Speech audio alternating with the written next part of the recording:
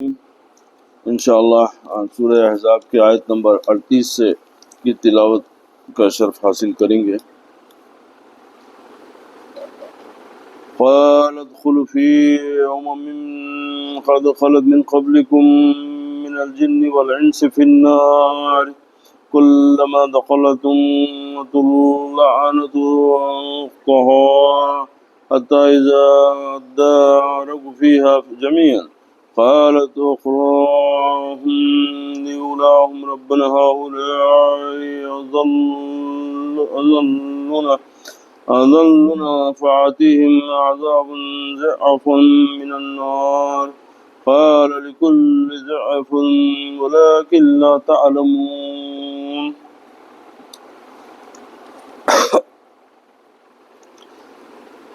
اللہ فرمائے گا تم جنوں اور انسانوں کی ان جماعتوں میں شامل ہو کر جو تم سے پہلے گزر چکی ہیں دوزخ میں داخل ہو جاؤ۔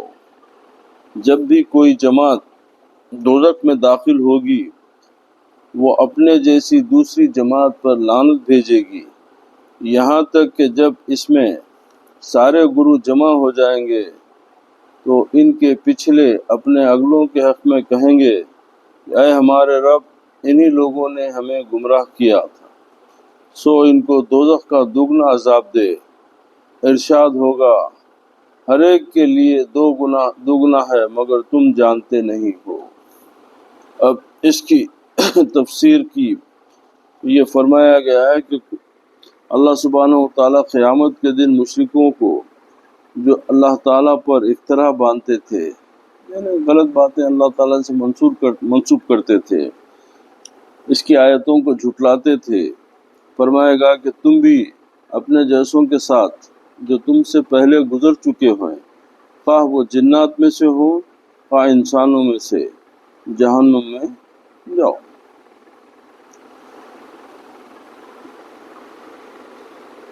ہر گروہ اپنے ساتھ کے اپنے جیسے گروہ پر لعنت کرے گا جیسے کہ خلیل اللہ علیہ السلام نے فرمایا ہے کہ تم ایک دوسرے سے اس روز کفر کرو گے یعنی انکار کرو گے ایک دوسرے۔ اور آیت میں اذا تبر یعنی وہ ایسا برا وقت ہوگا کہ گروہ اپنے چیلوں سے دستبردار ہو جائیں گے استاد اپنے شاگردوں سے بیزار ہو جائیں گے۔ عذابوں کو دیکھتے ہی آپس کے سارے تعلقات ٹوٹ جائیں گے۔ مرید لوگ اس وقت کہیں گے کہ اگر ہمیں بھی یہاں سے واپس دنیا میں جانا مل جائے تو جیسے یہ لوگ آج ہم سے بیزار ہو گئے ہیں ہم بھی ان سے بالکل ہی دستبردار ہو جائیں گے۔ اللہ سبحانہ و تعالیٰ اسی طرح ان کے کرتوت ان کے سامنے لائے گا جو ان کے لیے سراسر موجب حسرت ہوں گے سوائے حسرت کے ان کے پاس اور کچھ نہیں رہیں گا اور یہ دوزخ سے کبھی آزاد نہ ہوں گے۔ یہاں فرماتا ہے کہ جب یہ سارے کے سارے جہنم میں جا چکیں گے تو پچھلے یعنی تابعدار تقلید کرنے والے اگلوں سے یعنی جن کو وہ مانتے رہے جن کی وہ باتیں سنتے رہے ان کی بابت اللہ تعالیٰ سے فریاد کریں گے۔ اس سے ظاہر ہے کہ یہ گمراہ کرنے والے ان سے پہلے جہنم میں موجود ہوں گے کیونکہ ان کا گناہ بھی بڑا ہوا تھا۔ کہیں گے کہ یا اللہ انہیں دگنا عذاب کر۔ چنانچہ اور آیت میں یوم تقلب وجوہہم فی النار یقولون یا لیتنا اطعنا اللہ واطعنا الرسول جبکہ ان کے چہرے جہنم کی آگ میں ادھر سے ادھر جھلسے جاتے رہیں گے۔ اس وقت حسرت و افسوس کرتے ہوئے کہیں گے کہ کاش کہ ہم اللہ اس کے رسول کے مطیع ہوتے فرما بردار ہوتے ان کی بات سن لیتے۔ یا اللہ ہم نے اپنے سرداروں اور بڑوں کی تابعداری کی جنہوں نے ہمیں گمراہ کر دیا۔ یا اللہ انہیں دگنا عذاب کر۔ انہیں جواب ملے گا کہ ہر ایک کے لیے دگنا ہے یعنی ہر ایک کو اس کے برائیوں کا پورا بدلہ مل چکا ہے۔ اب اس کے بعد 39ویں آیت ہے وقالت غلاهم لإخراهم فما كان لكم علينا من فضل فذوقوا العذاب بما كنتم تكسبون، اور ان کی پہلی جماعت اپنی پچھلی جماعت سے کہے گی پھر تمہاری ہم پر کوئی برتری تو نہ ہوئی، یعنی جو پہلے کے لوگ تھے، جو یعنی استاد جو گرو تھے، جو ان کو یہ باتیں سمجھاتے تھے، ان سے یہ لوگ بولیں گے کہ اب تمہاری دنیا میں تو آپ بڑائی کر لیے ہمارے سامنے کہ ہم عالم تھے، ہم مرشد تھے، ہم استاد تھے، ہم زیادہ جاننے والے تھے، مگر حقیقت یہ ہے کہ آپ بڑے نہیں ہیں، اس لیے کہ آپ تو ہمارے ساتھ عذاب میں ہیں، تم کیا برتری حاصل ہوئی؟ تو عذاب چکو اس کے بدلے جو تم کمایا کرتے تھے، یعنی جو کیا کرتے تھے اس کا عذاب چکو۔ اور آیت میں ان کے بوجھ ان پر لادے جائیں گے جنہوں نے بے علمی سے گمراہ کیا، یعنی جو غلط بات سکھایا اس کے اوپر جس کو سکھائے تھے ان کا بوجھ بھی ان پہ لادا جائے گا کہ تم ان کو غلط تعلیم کیوں دیے، ان کو غلط باتیں کیوں سکھائے۔ اب وہ جن کی مانی جاتی رہی اپنے ماننے والوں سے کہیں گے کہ جیسے ہم گمراہ تھے تم بھی گمراہ ہوئے، اب اپنے کرتوت کا بدلہ اٹھاؤ۔ اس کے بعد کہ کاش کہ تو دیکھتا جبکہ یہ گناہ گار اللہ کے سامنے کھڑے ہوئے ہوں گے، ایک دوسرے پر الزام رکھ رہے ہوں گے، ضعیف لوگ یعنی کمزور لوگ تکبر کرنے والوں سے کہیں گے کہ اگر تم نہ ہوتے تو ہم مومن بن جاتے۔ وہ جواب دیں گے کہ کیا ہم نے تمہیں ہدایت سے روکا تھا، وہ تو تمہارے سامنے کھلی ہوئی موجود تھی، بات یہ ہے کہ تم خود ہی گناہ گار بدکار تھے۔ یہ پھر کہیں گے کہ نہیں، تمہاری دن رات کی چالاکیوں نے اور تمہاری اس تعلیم نے کہ ہم اللہ کے ساتھ کفر کریں اور اس کے شریک ٹھہرائیں ہمیں گمراہ کر دیا۔ بات یہ ہے کہ سب کے سب اس وقت سخت نادم ہوں گے، شرمسار ہوں گے، لیکن ندامت کو دبانے کی کوشش میں ہوں گے، مگر اپنی ندامت کو، اپنی ناکامیوں کو، اپنے کرتوت کو اس کو چھپانے کی کوشش کرتے رہیں گے۔ کفار کی گردنوں میں طوق پڑے ہوں گے اور انہیں ان کے اعمال کا بدلہ ضرور دیا جائے گا، نہ کم نہ زیادہ بلکہ پورا دیا جائے گا۔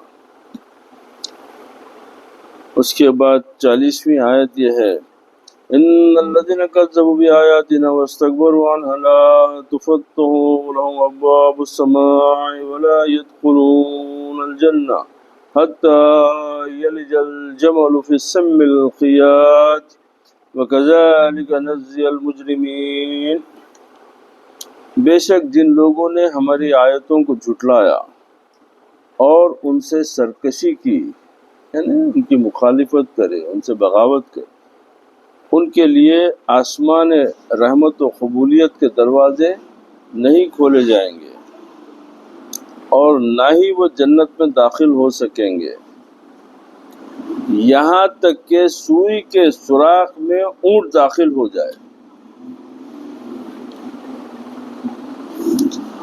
یعنی جیسے یہ ناممکن ہے اسی طرح ان کا جنت میں داخل ہونا بھی ناممکن۔ مثال بھی اللہ تعالیٰ دے کے فرما دیا کہ ناممکن ہے کہ ایک سوئی کے سوراخ میں اونٹ کا داخل ہونا، تو اتنا کٹھن ہو جائے گا بالکل نہ، اور ہم مجرموں کو اسی طرح سزا دیتے ہیں۔ حضرت ابو ہریرہ رضی اللہ تعالیٰ روایت کرتے ہیں کہ رسول کریم صلی اللہ علیہ وسلم نے فرمایا جو شخص قریب المرگ ہوتا ہے یعنی جو موت کے قریب ہو جاتا ہے، اس کے پاس فرشتے آتے ہیں، اگر وہ نیک و صالح ہوتا ہے تو اس کی روح سے رحمت کے فرشتے کہتے ہیں کہ اے پاک جان جو پاک بدن میں تھی، اس حال میں جسم سے نکل کہ خدا اور مخلوق کے نزدیک تیری تعریف کی گئی ہے، اور تجھے خوشخبری ہو دائمی راحت یعنی ہمیشہ کی راحت و سکون کی، جنت کے پاک رزق کی، اور اللہ سے ملاقات کی جو تجھ پر غضبناک نہیں ہے، یعنی تجھ سے محبت کرتا ہے کیونکہ تو اس کی بات سنا تو اس کے بتائے ہوئے عمل پہ چلا۔ قریب المرگ کے سامنے فرشتے برابر یہی بات کہتے ہیں، یہاں تک کہ روح خوشی خوشی باہر نکل آتی ہے، اور پھر فرشتے اسے آسمان کی طرف لے جاتے ہیں۔ آسمان کا دروازہ اس کے لیے فرشتوں کے کہنے سے یا پہلے ہی سے کھول دیا جاتا ہے۔ آسمان کا دربان پوچھتے ہیں کہ یہ کون شخص ہے؟ اسے لے جانے والے فرشتے اس کا نام و نسب بتا کر کہتے ہیں کہ یہ فلاں شخص کی روح ہے۔ پس کہا جاتا ہے آفرین ہو اس پاک جان کو جو پاک بدن میں تھی، اور اسے اے پاک جان آسمان میں داخل ہو، اس حال میں کہ تیری تعریف کی گئی، اور خوشخبری ہو تجھے راحت کی، پاک رزق کی، اور پروردگار سے ملاقات کی۔ اس روح سے برابر یہی بات کہی جاتی ہے یہاں تک کہ وہ آسمان پر یعنی عرش پر پہنچ جاتی ہے، جہاں اللہ رب العزت کی رحمت خاص جلوہ فرما ہے۔ اور اگر وہ برا یعنی کافر ہوتا ہے تو ملک الموت کہتا ہے کہ اے خبیث جان جو پلید بدن میں اس حال میں جسم سے باہر نکل کہ تیری برائی کی گئی، اور یہ بری خبر سن لے کہ گرم پانی پیپ اور ان کے علاوہ دوسری طرح کی عذاب تیرے منتظر ہیں۔ اس بدبخت قریب المرگ کے سامنے بار بار یہی کہا جاتا ہے، یہاں تک کہ اس کی روح بادل ناخواستہ بڑی مجبوری سے باہر نکل آتی ہے، پھر اسے آسمان کی طرف لے جایا جاتا ہے تاکہ اس کی ذلت و خواری اس پر ظاہر کر دی جائے۔ جب اس کے لیے آسمان کے دروازے کھلوائے جاتے ہیں تو دربانوں کی طرف سے پوچھا جاتا ہے کہ یہ کون شخص ہے؟ جواب دیا جاتا ہے کہ فلاں شخص۔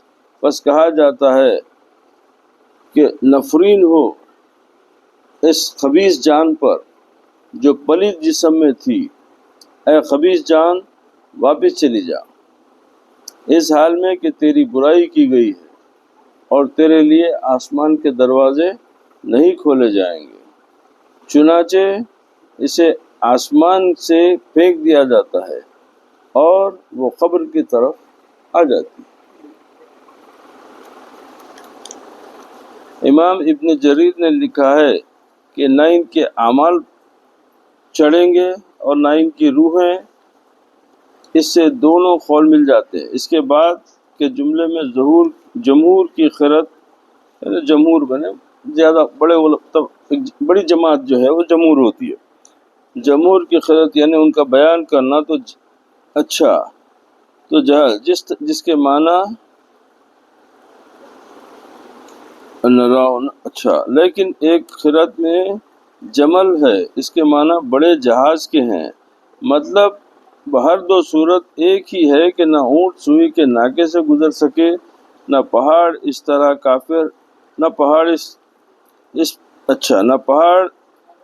طرح کافر جنت میں نہیں جا سکتا۔ ان کا اوڑھنا بچھونا آگ ہے، ظالموں کی سزا یہی ہے۔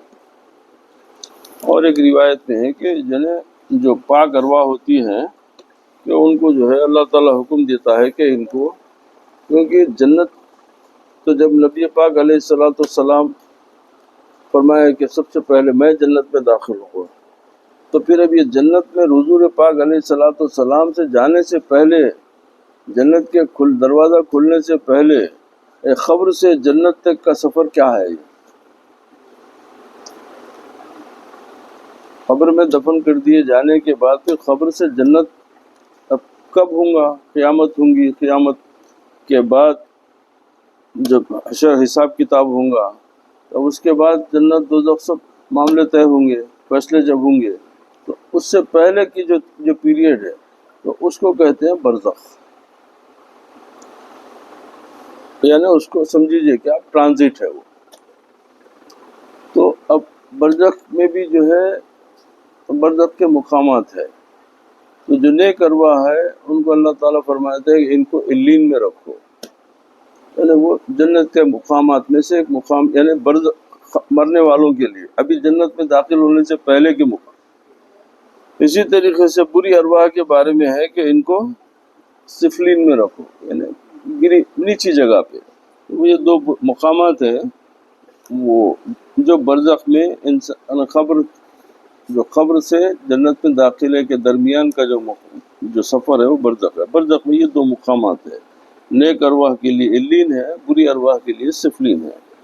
اسی کی مزید تفسیر میں حضرت عبداللہ ابن عباس رضی اللہ تعالیٰ عنہ سے ایک تفسیر یہ نقل فرمائی ہے کہ ان لوگوں کے اعمال کے لیے آسمان کے دروازے کھولے جائیں گے، نہ ان کی دعاؤں کے لیے، مطلب یہ ہے کہ ان کی دعا قبول نہ کی جائے گی، اور ان کے اعمال اس مقام پر جانے سے روک دیے جائیں گے جہاں اللہ کے نیک بندوں کے اعمال محفوظ رکھے جاتے ہیں، جس کا نام اتفاق سے آ گیا وہ نام، جس کا نام قرآن کریم نے سورہ مطففین میں علتین بتلایا ہے، اور قرآن مجید کی ایک دوسری آیت میں بھی اس مضمون کی طرف اشارہ ہے، جس میں ارشاد ہے الیہ یصعد الکلم الطیب والعمل الصالح یرفع، یعنی انسان کے کلمات طیبات، یعنی جو اچھی باتیں، کلمات طیبات اللہ کے پاس لے جائے جاتے ہیں، اور ان کا نیک عمل ان کو اٹھاتا ہے۔ یہاں انسان کے اعمال صالح یعنی اچھے اعمال اس کا سبب بنتے ہیں کہ اس کے کلمات طیبات یعنی اس کے اچھے اخلاق، اچھی باتیں حق تعالیٰ کی بارگاہ خاص میں پہنچائے جاتے ہیں۔ ایک اور روایت میں حضرت عبداللہ ابن عباس رضی اللہ تعالیٰ عنہ اور دوسرے صحابہ کرام سے اس آیت کی تفسیر میں یہ بھی ہے کہ منکرین یعنی جو انکار کرنے والے، اللہ تعالیٰ کی آیتوں کا انکار کرنے والے، وہ کفار کی ارواح کے لیے آسمان کے دروازے نہ کھولے جائیں گے، یہ روحیں نیچے پٹک دی جائیں گی۔ اور اس مضمون کی تائید میں حضرت براء بن عازب رضی اللہ تعالیٰ عنہ کی اس حدیث سے ہوتی ہے، جس کو ابو داؤد، نسائی، ابن ماجہ اور امام احمد ابن حنبل رحمۃ اللہ تعالیٰ علیہ مجمعین نے مفصل تفصیل سے نقل کیا، جس کا خلاصہ یہ ہے کہ رسول اللہ صلی اللہ علیہ وسلم کسی انصاری صحابی کے جنازے میں تشریف لے گئے۔ انصاری بولے تو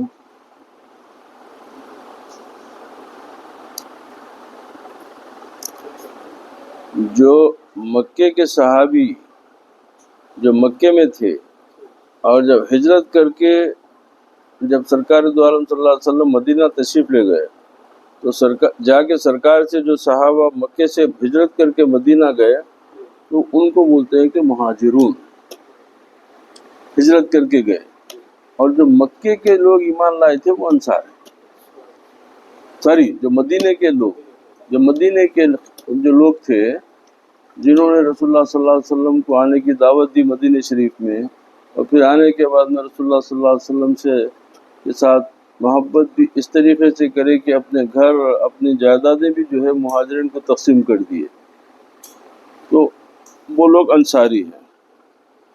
وہ انصار ہے تو انصار سے وہ انصاری ہے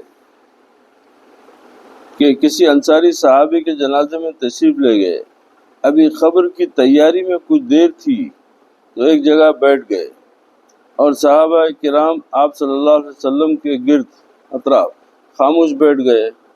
آپ نے سر مبارک اٹھا کر فرمایا، مومن بندے کے لیے جب موت کا وقت آتا ہے تو آسمان سے سفید چمکتے ہوئے چہروں والے فرشتے آتے ہیں، جن کے ساتھ جنت کا کفن اور خوشبو ہوتی ہے، اور وہ مرنے والے کے سامنے بیٹھ جاتے ہیں۔ پھر فرشتہ موت یعنی اسرائیل علیہ السلام آتے ہیں اور اس کی روح کو خطاب کرتے ہیں کہ اے نفس مطمئنہ، رب کی مغفرت اور خوشنودی کے لیے نکلو، یعنی اے اطمینان پانے والی نفس سے خطاب ہو رہا ہے نا، یا ایتھا النفس المطمئنہ ارجعی الی ربک راضیۃ مرضیہ فادخلی فی عبادی وادخلی جنتی۔ اللہ تعالیٰ قرآن پاک میں اے نفس مطمئنہ، یعنی اے وہ نفس جو ہماری محبت میں اطمینان پا لیا، اطمینان ہو گیا اس کو، تو بولے کہ رب کی مغفرت اور خوشنودی کے لیے نکلو، یعنی نکل اپنے بدن سے نکل جا۔ اس وقت اس کی روح اس طرح بدن سے بآسانی نکل جاتی ہے جیسے کسی مشکیزے کا دہانہ کھول دیا جاتا ہے تو اس کا پانی نکل جاتا ہے۔ مشکیزہ کس کو بولتے ہیں؟ پرانے زمانے میں جو چمڑے کی جو چھاگل ہوتی تھی جس میں پانی بھرا جاتا تھا، تو مسافر وغیرہ جب سفر پہ جاتے تو ان کے لیے پانی کا حفاظت کا سب سے بہترین طریقہ وہی رہتا تھا کہ وہ چمڑے کے جو ہے جو جیسے آپ لوگ نہیں دیکھے، ہمارے بچپن میں بھی ہم دیکھتے تھے کہ یہ کافی لوگ گرمیوں میں دیکھے ہوں گے، وہ اس میں سے ہاں، تو جب اس کا منہ کھولتے پانی نکلنا شروع ہونا، تو بولے اس طریقے سے جو ہے اس کی جس طریقے سے مشکل سے پانی نکل جاتا، بولے اس طریقے سے اتنی آسانی سے جو ہے اس کی روح جو ہے اپنے بدن سے نکل جائیں گی۔ اس کی روح کو فرشتہ موت اپنے ہاتھ میں لے کر ان فرشتوں کے حوالے کر دیتا ہے۔ یہ فرشتے اس کو لے کر چلتے ہیں جہاں ان کو کوئی فرشتوں کا گروہ ملتا ہے، وہ پوچھتے ہیں یہ پاک روح کس کی ہے؟ یہ حضرات اس کا وہ نام و لقب لیتے ہیں جو عزت و احترام کے لیے اس کے واسطے دنیا میں استعمال کیا جاتا تھا، یعنی آپ کا وہ نام جس سے آپ کو دنیا میں عزت ملتی تھی، وہ نام سے فرشتے آپ کا انٹروڈیوس کرائیں گے اور کہتے ہیں کہ یہ فلان ابن فلان ہے۔ یہاں تک یہ فرشتے بھی ان کے ساتھ ہو جاتے ہیں، یہاں تک کہ 7ویں آسمان پر پہنچتے ہیں۔ اس وقت حق سبحانہ و تعالیٰ فرماتا ہے کہ میرے اس بندے کا اعمال نامہ علین میں لکھو اور اس کو واپس کر دو۔ یہ روح پھر لوٹ کر قبر میں آتی ہے اور قبر میں حساب لینے والے فرشتے آ کر اس کو اٹھاتے اور سوال کرتے ہیں کہ تیرا رب کون ہے، تیرا دین کیا ہے؟ وہ کہتا ہے کہ میرا رب اللہ سبحانہ و تعالی اللہ ہے، میرا دین اسلام ہے۔ پھر سوال ہوتا ہے کہ یہ بزرگ جو تمہارے لیے بھیجے گئے ہیں وہ کون ہیں؟ وہ کہتا ہے یہ اللہ کے رسول محمد صلی اللہ علیہ وسلم ہیں۔ اس وقت ایک آسمانی ندا آتی ہے، آواز آتی ہے آسمان سے کہ میرا بندہ سچا ہے، اس کے لیے جنت کا فرش بچھا دو اور جنت کا لباس پہنا دو اور جنت کی طرف اس کا دروازہ کھول دو۔ اس دروازے سے اس کو جنت کی خوشبوئیں اور ہوائیں آنے لگتی ہیں اور اس کا نیک عمل اور حسین صورت میں اس کے پاس اس کو مانوس کرنے کے لیے آتا ہے۔ اب یہ اس تفسیر کی آیت ہے۔ اب یہاں پر نقطہ یہ ہے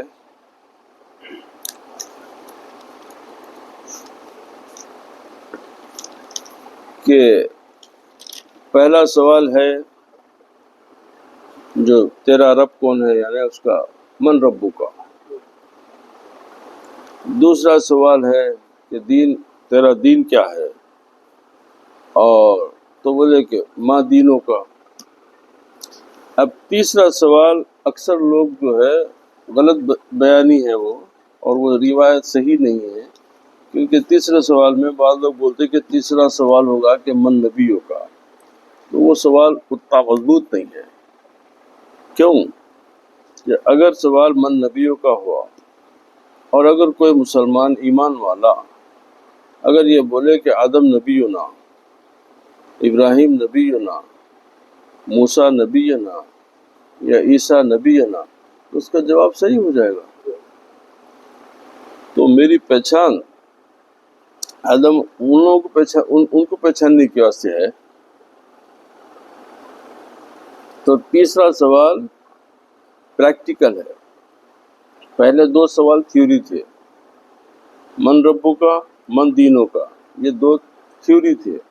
تیسرا سوال پریکٹیکل ہے کہ وہاں یہ پوچھا جائے گا ما تقول فی شان ھذا رجل،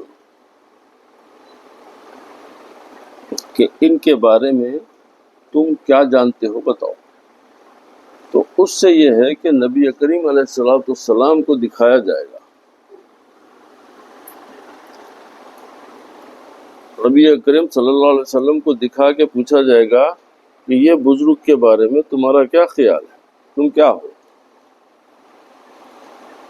تو جو ایمان والا ہوگا، جس کے دل میں محبت رسول ہوگی، جو رسول کریم صلی اللہ علیہ وسلم کا مطیع و فرما بردار ہوگا، جو رسول کریم صلی اللہ علیہ وسلم کے احکامات پہ عمل کرا ہوتا، تو انہیں وہ بولے گا کہ حضرت محمد رسول اللہ. تو اب یہ پہچان کے بعد یہ اصل پہچان ہے. تو فرشتہ اس سے بولیں گا، اب یہ اس میں نہیں ہے، میں جو جانتا ہوں اس لیے بتا رہا ہوں کہ اب وہاں پر فرشتہ ان سے بولیں گا کہ نم کا نومت العروس، اب تم دلہن کی نیند سو جاؤ. کیا سو؟ کیسا سو؟ دلہن کی نیند. یعنی خبر والے سے بولے گا کہ اب تم دلہن کی نیند سو جاؤ. تو دلہن کی نیند کیا ہوتی؟ تو عورت کی زندگی میں اس کی جو سہاگرات کی نیند ہوتی، نہ وہ اس کو ویسی نیند اس کو کبھی پہلے نصیب ہوتی، نہ مرے تک نصیب ہوتی.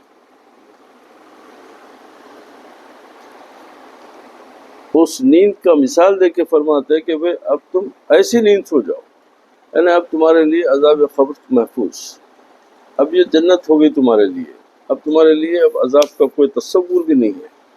اسی طریقے سے اگر کوئی، اب اس میں تفسیر اور اچھی بات سمجھ لو آپ پوری اس کی، کہ اگر کوئی شخص پہلے دو جواب دے دے، من ربو کا اللہ ربی، ما دینوں کا اسلام و دینی، اور نبی کریم صلی اللہ علیہ وسلم کی پہچان سے مشکل پڑ جائے اس کو، وہ پہچاننے میں اس کو مشکل ہو جائے، تو فرشتہ بولے گا کہ تمہارے پہلے دو سوال کی کامیابی پہ جنت کے دروازے کھول دیے گئے تھے، کھڑکیاں جنت کی کھول دی گئی تھی، مگر تمہارے تیسرے سوال کے ناکامی میں تمہارے کو دوزخ میں ڈال دیا. ہاں، اللہ کو پہچان لیا، دین کو پہچانا، نبی کو نہیں پہچانا تو دوزخ. اب اس کی دلیل کیا ہے؟ بولے کہ اللہ کو پہچاننے سے یہ ثابت ہوا کہ تو ملحد نہیں ہے، کہ ایک تو خدا کا ماننے والا ہے، یہ بات. دین کو پہچانا تو کسی نبی کے دین سے تو دین کو پہچانا. اگر رسول کریم کو نہیں پہچانا تو کس خدا کو پہچانا، کس دین کو پہچانا؟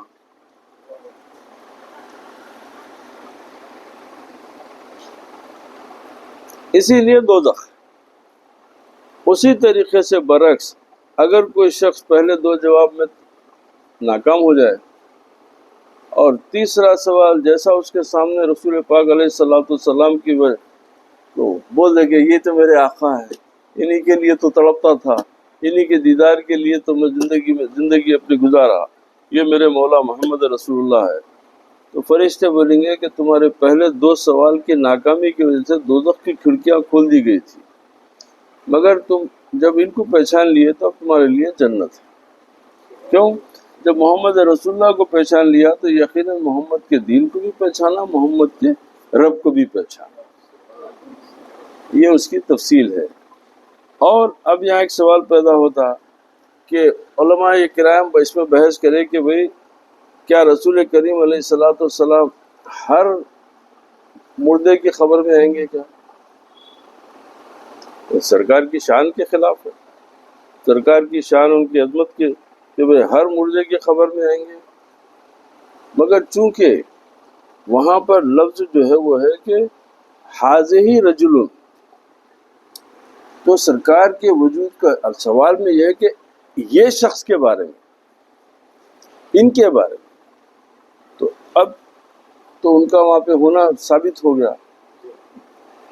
تو اب علماء کرام اس کی تعویلات یہ بیان کرے کہ بعض بولے کہ ہاں حضور تشریف لائیں گے، بعض بولے کہ نہیں حضور اکرم صلی اللہ علیہ وسلم کی شبیہ مبارک دکھائی جائیں گی، کیونکہ حاضر کا لفظ ہے یہ بول کے، تو یہ کا مطلب سامنے ہے، شبیہ دکھائی جائیں گی. بعض یہ فرمائے کہ اس خبر سے رسول کریم صلی اللہ علیہ وسلم کی خبر تک ایک نور ہوگا جو مردہ جو ہے دیکھ سکے گا. اب یہ تین باتیں ہیں، تو میری سمجھ میں یہ بات ہے کہ یہ تینوں اپنی جگہ پہ صحیح ہے، یہ تینوں اپنی جگہ پہ صحیح ہے. ہر ایک کو اس کی مراتب، اس کی محبت، اس کے ایمان کے حساب سے معاملہ ہوگا. اسی لیے کہ جب اولیاء اللہ جب دنیا سے تشریف لے جائیں گے تو ان کو تو نبی کریم خود آئیں گے. جب عام مسلمان ہوں گا تو شاید دور سے دیدار کرا دیا جائیں گا، یا اس سے بھی کم ہوں گا تو ان کو شبیہ دکھائی جائیں گی. تو یہ تینوں باتیں بھی مان لینے میں کوئی مضائقہ نہیں ہے. وآخر دعوانا الحمد للہ رب العالمین والصلاة والسلام علی سید الانبیاء والمرسلین. اللہ سبحانہ و تعالی ہم کو، آپ کو، سب کو قرآن شریف پڑھنے اور اس پہ عمل کرنے کی توفیق عطا فرمائے. اللہ تعالی نور قرآن سے ہمارے قلوب کو، ہمارے گھروں کو، ہمارے ایمان کو تقویت عطا فرمائے، اور اللہ سبحانہ و تعالی اس کی برکتوں سے ہماری دنیا و آخرت میں قرآن کو ہمارا زیادہ آخرت بنا دے.